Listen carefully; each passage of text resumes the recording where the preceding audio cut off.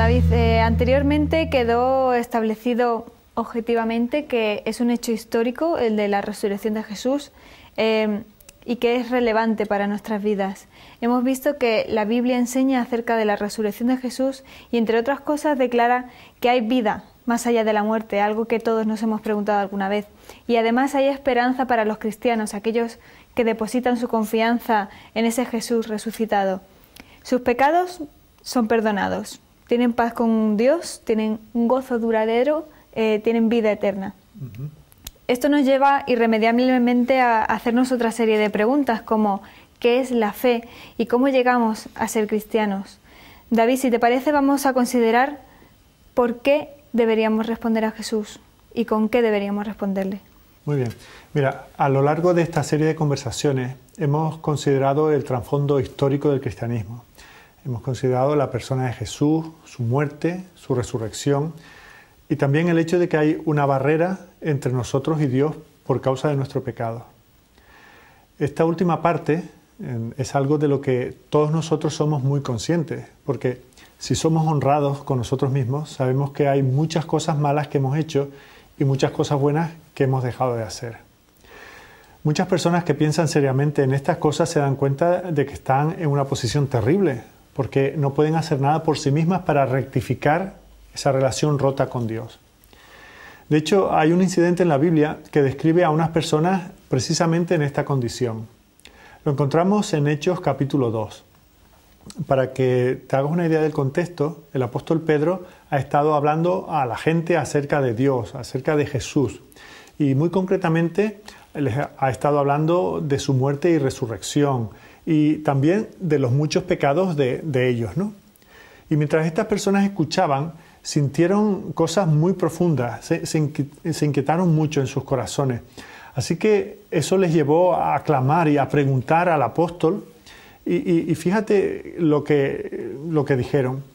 Dice la Biblia en Hechos 2:37 que al oír esto se compungieron de corazón y dijeron a Pedro y a los otros apóstoles: varones hermanos, ¿qué haremos?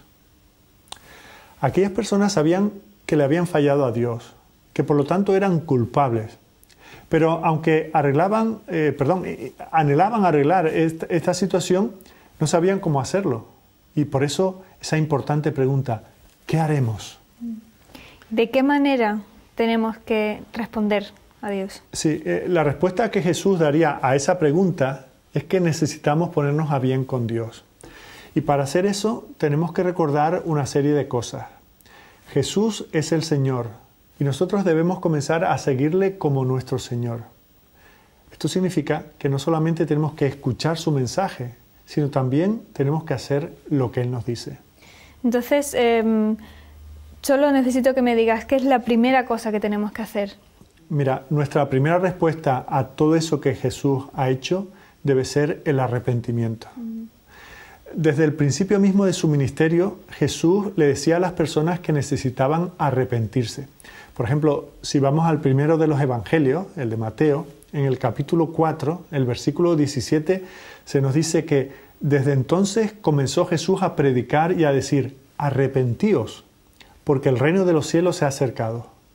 Y de hecho, esto fue también parte de la respuesta de Pedro a aquellos que le dijeron: ¿qué haremos? Pedro les dijo: arrepentíos, y bautícese cada uno de vosotros en el nombre de Jesucristo para perdón de los pecados. Yo creo que es necesario que nos expliques exactamente qué quiere decir con la palabra arrepentimiento. Mira, arrepentimiento literalmente significa un cambio de mente, un darse la vuelta. Al reconocer que somos pecadores, hemos de darnos la vuelta de esa manera pecaminosa de vivir y volvernos a Dios. En otras palabras, hemos de comenzar a pensar en los caminos de Dios, en lo que Dios quiere, no simplemente de manera egocéntrica en lo que nosotros queremos. Hemos de tener un cambio de deseos y comenzar a amar lo que Dios ama. Esto da como resultado un cambio de acción.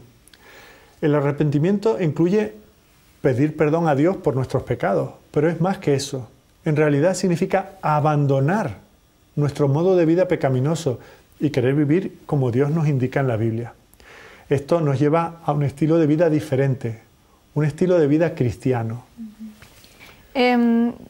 Bueno, ya hemos hablado del arrepentimiento, ahora, ¿qué más podemos hacer? ¿Qué es lo siguiente? Sí, mira, nuestra segunda respuesta a Jesús, tal como nos dice la Biblia, está íntimamente relacionada con el arrepentimiento y es la fe, creer. Realmente son dos cosas que van juntas y el verdadero arrepentimiento no puede existir sin la verdadera fe. La fe es creer en Dios y también creer a Dios. Pero es más que simplemente reconocer que Dios existe. La verdadera fe significa confiar en Dios, depender de Dios.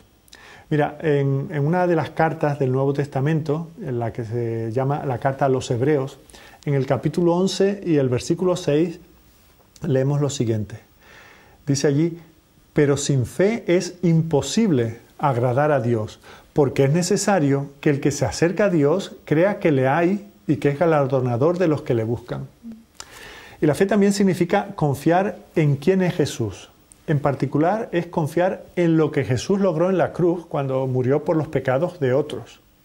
Es decir, que somos dependientes de lo que Él ha hecho para tratar con nuestro pecado y también para ponernos a bien con Dios.